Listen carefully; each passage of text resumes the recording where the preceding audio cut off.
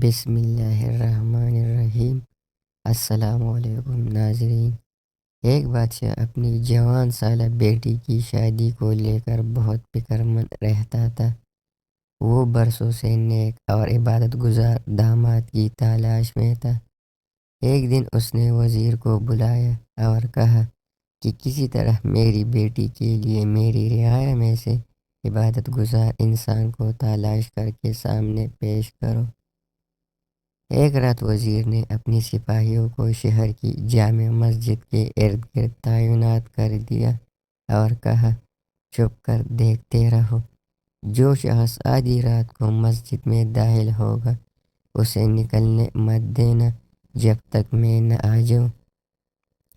اسی رات ایک چور چوری کرنے کے ارادے سے گھر سے نکلا اور دل ہی دل میں سوچا، کیوں نہ آج شہر کی جامع مسجد میں جا کر چوری کی جائے، وہاں مسجد کا قیمتی سامان چرایا جائے۔ چور جیسے ہی جامع مسجد میں داخل ہوا، مسجد کی انتظامیہ نے چور سے بے خبر ہو کر مسجد کو باہر سے تالا لگایا اور اپنے گھروں کو چلے گئے۔ فوجی دستوں نے وزیر کو اطلاع دی کہ لگتا ہے کوئی عبادت گزار آیا ہے، مگر مسجد کو تالا لگ چکا ہے۔ اب صبح کی اذان پر ہی مسجد کھلے گی تو پتہ چلے گا کہ کون ہے۔ وزیر جلدی سے مسجد پہنچا اور صبح کی اذان کا بے صبری سے انتظار کرنے لگا تاکہ اندر موجود نیک انسان کو بادشاہ کے سامنے حاضر کیا جا سکے۔ جیسے ہی صبح کی اذان ہوئی اور مسجد کھلی تو وزیر سپاہیوں سمیت اندر داخل ہوا۔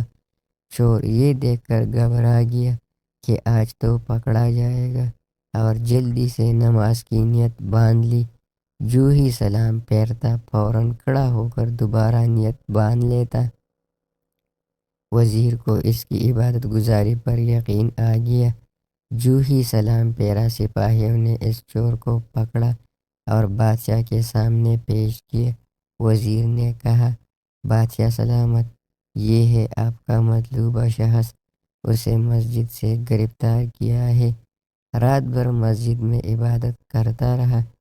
چور کی حالت غیر ہو رہی تھی۔ بادشاہ چور سے مخاطب ہوا اور کہنے لگا، کیا خیال ہے اگر میں اپنی بیٹی کی شادی تمہارے ساتھ کر کے تمہیں اپنی سلطنت کا ولی عہد مقرر کر دوں؟ کیا تمہیں منظور ہے؟ چور حیران ہوا اور ادھر ادھر دیکھنے لگا۔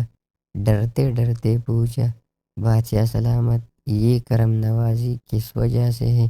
بادشاہ نے کہا، تم عبادت گزار ہو، رات بھر مسجد میں گزاری، صبح اذان ہونے پر باہر آئے۔ چور دل ہی دل میں سوچنے لگا، اے اللہ، میں چوری کی نیت سے ہی صحیح مگر تیرے گھر گیا، دکھلاوے کی نیت سے ہی نماز ادا کی اور بدلے میں تو نے دنیا میرے قدموں میں ڈال دی۔ اگر میں سچ مچ عبادت گزار ہوتا اور راتوں کو تہجد پڑھا کرتا تو پھر تیرا انعام کیا ہوتا؟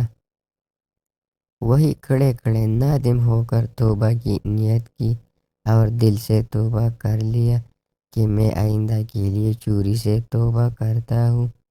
خوش نصیب ہے وہ لوگ جن کا دل عبادت میں لگتا ہے، اپنے مالک کے سامنے گڑ گڑا کر ذکر کرتے ہیں، آرام دہ بستروں کو چھوڑ کر مصلی پر کھڑے ہوتے ہیں۔ ان کا کیا مقام ہوگا، ایک انسان اس مقام کا تصور بھی نہیں کر سکتا۔ اللہ پاک ہم سب کو پکا سچا عبادت گزار بنا دے، آمین۔